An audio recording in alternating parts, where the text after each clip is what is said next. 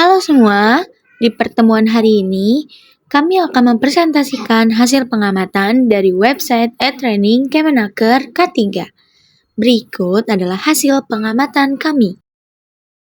Sebelum masuk ke materinya, izinkan saya memperkenalkan diri. Saya Fadila Aisyah Ramadhani yang bertugas sebagai moderator pada presentasi kita kali ini. Dan di sini saya tidak sendirian, saya bersama teman-teman saya, ada yang pastinya saya, Fadila Aisyah Ramadhani. Setelah itu ada George Miska Partogi. Setelah itu ada Fesheria Abinaya Supriyadi. Ada Ezi Gajang Ramadan, Farhan Maulana, Zaki Muhadib, Fatan Gania Samsyah, dan yang terakhir ada Gangsar Meiko. Berikut adalah materi-materi presentasi yang akan kita presentasikan pada kali ini, yaitu yang pertama ada melaksanakan keselamatan dan kesehatan kerja, yang kedua ada merancang strategi pengendalian risiko K3 di tempat kerja, yang ketiga mengelola pertolongan pada kecelakaan kerja atau P3K di tempat kerja, yang keempat mengelola alat pelindung diri atau APD di tempat kerja, ya kelima melakukan pemadaman kebakaran di industri migas, dan yang terakhir, yang keenam, menggunakan tangga portable. Kita masuk ke materi kita yang pertama, yaitu modul 1, melaksanakan keselamatan dan kesehatan kerja atau K3. Dari hasil analisis kami, modul ini merupakan pembuka dari seri pelatihan tentang K3 yang ada di platform e-training Kemenaker. Modul 1 bertujuan membantu peserta memahami dasar-dasar keselamatan dan kesehatan kerja supaya peserta tahu cara menyiapkan prosedur K3 dan peserta mampu melaksanakan prosedur K3 di tempat kerja. Modul 1 berperan sebagai landasan awal pemahaman keselamatan dan kesehatan kerja atau K3 bagi peserta sebelum mempelajari materi yang lebih teknis. Setelah itu, modul ini juga menekankan bahwa K3 bukan hanya kewajiban perusahaan, tetapi juga tanggung jawab setiap tenaga kerja dalam menciptakan lingkungan kerja yang aman dan sehat. Fokus utama modul terletak pada dua aspek penting, yaitu menyiapkan prosedur K3 dan melaksanakan prosedur K3 di tempat kerja. Peserta diperkenalkan pada konsep dasar K3, pengenalan potensi bahaya, penggunaan rambu, dan peralatan keselamatan, serta pentingnya kepatuhan terhadap prosedur kerja yang aman. Melalui penyajian materi berupa video, teks, dan glosarium, modul ini bertujuan membangun kesadaran peserta bahwa kecelakaan dan penyakit akibat kerja dapat dicegah jika prinsip K3 diterapkan secara konsisten. Dengan demikian, modul 1 menjadi fondasi penting untuk membentuk sikap kerja yang disiplin, waspada, dan bertanggung jawab terhadap keselamatan diri sendiri maupun orang lain di lingkungan kerja. Materi selanjutnya ada modul 2, yaitu merancang strategi pengendalian risiko K3 di tempat kerja, yang akan dijelaskan atau dipresentasikan oleh teman saya yang bernama Fatan. Modul 2 menekankan bahwa pengendalian risiko K3 harus didasarkan pada analisis kecelakaan dan penilaian risiko yang sistematis, bukan sekedar reaksi setelah kejadian. Setiap kecelakaan dipandang sebagai sumber data penting untuk mengidentifikasi kelemahan sistem kerja, baik dari faktor manusia, lingkungan, metode kerja, maupun peralatan. Melalui penilaian risiko atau frekuensi dapat tingkat keparahan. Risiko dapat dipetakan sehingga prioritas pengendalian dapat ditentukan secara objektif. Modul ini juga menegaskan pentingnya investigasi kecelakaan kerja untuk menemukan akar penyebab, (unsafe action dan unsafe condition), bukan mencari kesalahan individu. Modul 2 merancang strategi pengendalian risiko K3 di tempat kerja. Inti dari modul ini adalah membangun strategi pengendalian risiko yang preventif dan berkelanjutan, sehingga kecelakaan dapat dicegah sejak sumbernya, keselamatan kerja meningkatkan, dan produktivitas tetap terjaga. Terima kasih kepada Fatan yang sudah mempresentasikan dan menjelaskan tentang modul 2. Kita masuk ke materi selanjutnya, yaitu ada modul 3 tentang mengelola pertolongan pertama pada kecelakaan kerja atau P3K di tempat kerja, yang akan dipresentasikan oleh teman saya yang bernama Fesheria. Modul 3, mengelola pertolongan pertama pada kecelakaan kerja P3K di tempat kerja. Modul 3 fokus pada konsep dan praktik pertolongan pertama pada kecelakaan kerja P3K di tempat kerja. Modul ini mengajarkan bahwa kecelakaan bisa terjadi kapan saja dan beragam jenisnya, dari kecelakaan ringan seperti terpleset hingga hal yang mengancam nyawa seperti jatuh dari ketinggian. Tujuan utama materi ini adalah memberi pemahaman apa yang harus disiapkan dan dilakukan saat kecelakaan terjadi, serta bagaimana sistem P3K di suatu tempat kerja harus dikelola secara benar sehingga korban kecelakaan mendapatkan bantuan awal yang efektif sebelum penanganan medis lanjutan. P3K bukan sekedar pertolongan darurat biasa, ini adalah sistem bantuan awal yang terstruktur di tempat kerja untuk menyelamatkan nyawa dan mencegah kondisi memburuk sampai bantuan profesional tiba. Di modul 3 menekankan pentingnya kesiapan seluruh unsur di tempat kerja dalam memberikan pertolongan pertama, baik itu dari segi pengetahuan, keterampilan, maupun peralatan P3K yang tersedia. Ini juga membuka wawasan bahwa kecelakaan tidak selalu fatal, tetapi respon awal yang baik dapat mengurangi dampak buruk secara signifikan. Oke, terima kasih kepada Fiseria yang sudah menjabarkan tentang sedikitnya atau setengahnya tentang modul 3. Selanjutnya, modul 3 akan dilanjutkan oleh teman saya yang bernama Ezi Jajang. Tujuan utama P3K di tempat kerja adalah memberikan bantuan pertama kepada korban kecelakaan. Kerja secara cepat, tepat, agar keadaan tidak semakin parah. Menguraikan siapa saja yang perlu memahami P3K, bukan hanya petugas kesehatan, tapi semua pekerja perlu tahu dasar-dasarnya, sehingga respon bisa cepat. Ada penekanan pada kesiapan sistem dan sumber daya P3K, termasuk peralatan dan prosedur pertolongan yang terorganisir. Modul ini juga menghubungkan konsep P3K dengan upaya keselamatan kerja secara menyeluruh, bukan hanya pencegahan risiko, tetapi tanggapan ketika hal buruk terjadi. Kita masuk ke materi selanjutnya, yaitu modul 4 adalah mengelola alat pelindung diri atau APD di tempat kerja, yang masih akan dipresentasikan oleh teman saya, yaitu Ezi.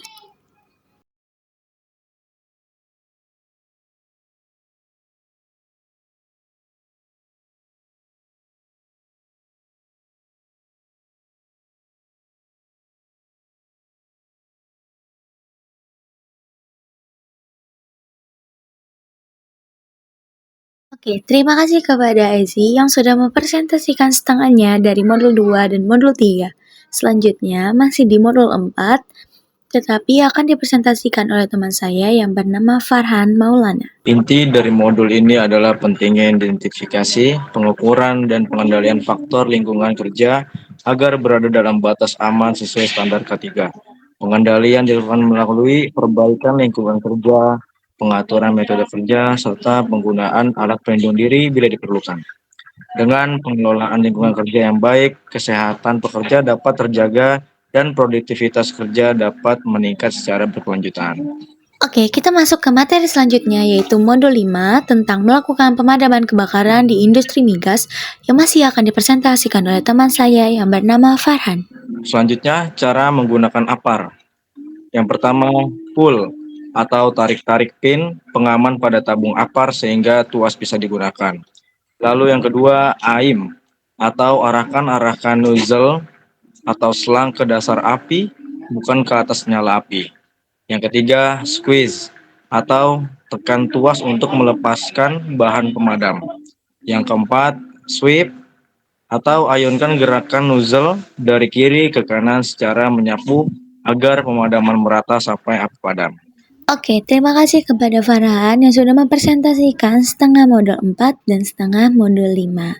Selanjutnya, modul 5 akan dipresentasikan oleh teman saya yang bernama Gangsar Meiko. APAR efektif hanya untuk kebakaran kecil atau awal. APAR harus ditempatkan di lokasi strategis dan mudah dijangkau, idealnya tergantung di dinding. Tidak terhalang dengan jarak dan ketinggian sesuai standar. Pemeliharaan rutin penting. Cek segel, tekanan tabung, tanggal kadaluarsa atau masa pakai agar APAR siap digunakan saat darurat. Kita masuk ke materi selanjutnya, yang ini adalah materi kita yang terakhir pada kali ini, yaitu modul 6 tentang tips menggunakan tangga portable yang masih akan dipresentasikan oleh teman saya yang bernama Gangsar Meiko. Tangga portable adalah untuk memberikan pemahaman dasar mengenai mitigasi risiko jatuh dari ketinggian melalui prosedur inspeksi kelayakan alat sebelum digunakan. Teknik pemasangan yang stabil dengan prinsip rasio 4:1 atau sudut aman 75 derajat, serta penerapan perilaku bekerja yang benar seperti metode kontak 3 titik dan menjaga posisi tubuh agar tidak melewati batas tiang penyangga tangga.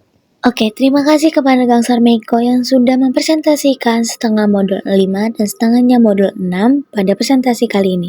Selanjutnya, modul 6 akan dipresentasikan oleh teman saya, yaitu George. Modul 6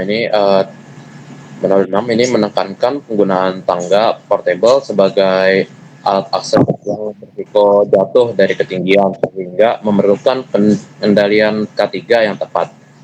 Risiko utama meliputi ketidakstabilan tangga, kegagalan struktur akibat beban berlebih, dan bahaya listrik.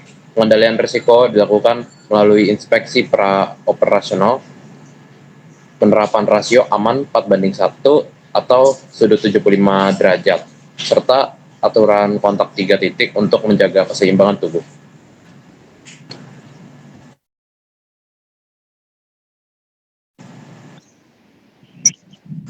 Lalu di sini modul ini juga menegaskan batas aman bekerja melalui belt buckle row agar distribusi beban tetap stabil.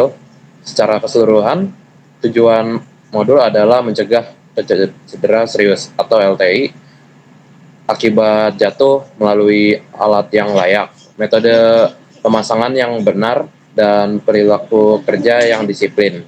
Secara keseluruhan, modul 6 bertujuan mencegah cedera serius akibat jatuh dengan memastikan alat yang layak, metode kerja yang benar, dan perilaku pekerja yang disiplin sesuai prinsip K3. Terima kasih kepada George yang sudah mempresentasikan hasil analisis kita, yaitu yang di modul 6, dan itu adalah materi kita yang terakhir pada kali ini. Sebelum saya tutup presentasi pada kali ini, teman saya akan membacakan rangkuman dari seluruh materi yang tadi kita sudah presentasikan. Untuk Adip, kami persilakan. Oke, saya kali ini akan menyampaikan ulasan-ulasan yang telah kami dalami terkait e-training Kemenaker. Yang pertama itu ada kualitas materi.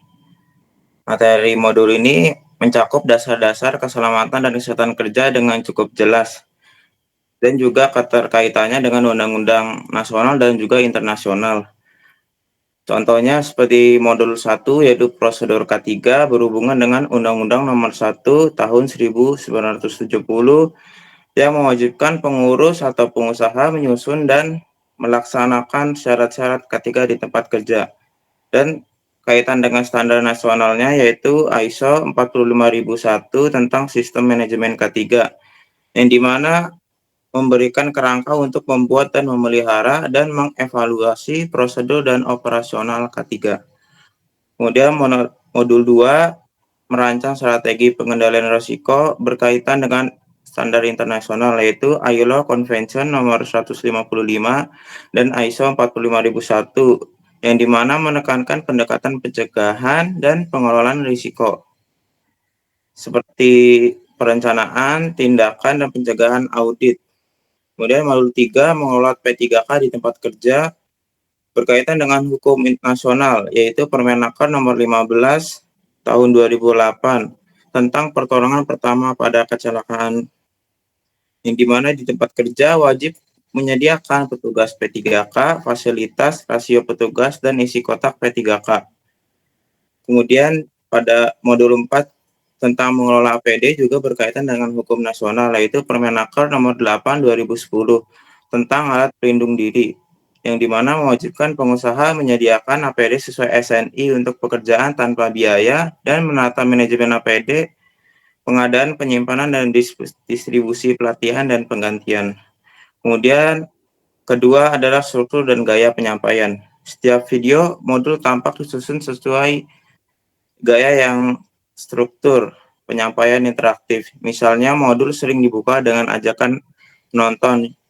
Yuk kita mulai menonton video ini dulu. Atau skenario menarik seperti di modul ketiga menampilkan jenis-jenis kecelakaan kerja dan menanyakan apa yang harus kita persiapkan. Isi video disajikan dengan bahasa santai dan visual animasi yang menjelaskan poin-poin utama, misal bentuk dan warna rambu K3. Gaya bahasa bersifat komunikatif dan persuasif, seperti "Ayo teman-teman" sehingga mudah diikuti. Secara keseluruhan, alur penyampaian meliputi pembukaan yang menarik, isi yang terdapat ilustrasi, dan penutup yang memuat kesimpulan serta ajakan bertindak. Kemudian ketiga, keterkaitan dengan studi. Contohnya pada modul 1 dan 2, prosedur dasar K3 dan pengendalian risiko itu bersesuai dengan mata kuliah dasar keselamatan dan kesehatan kerja. Misalnya pengenalan rambu keselamatan dan analisis kecelakaan kerja. Kemudian modul 3 itu tentang P3K yang berkaitan juga dengan mata kuliah anatomi dan fisiologi dasar. Dia pengelolaan APD, memperkuat pengetahuan tentang alat APD juga berkaitan dengan matkul dasar keselamatan dan kesehatan kerja. Dan modul 5, pemadaman kebakaran di industri migas, juga memperkuat pengetahuan tentang pemadaman api sesuai dengan matkul dasar api dan kebakaran. Kemudian yang keempat adalah media pembelajaran, UI dan UX. Antarmuka e-training Kemenaker bersifat minimalis dan terstruktur, sesuai fungsi sebagai learning management system.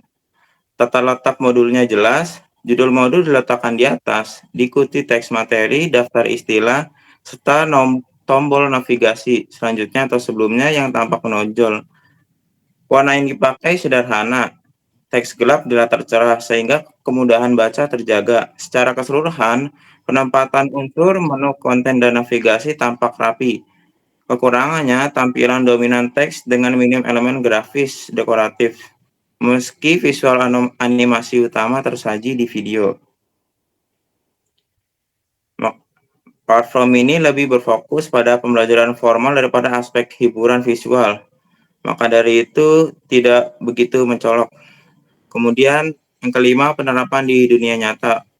Modul-modul ketiga ini mendorong perubahan pola pikir sehingga penerapan praktik keselamatan kerja menjadi kebiasaan.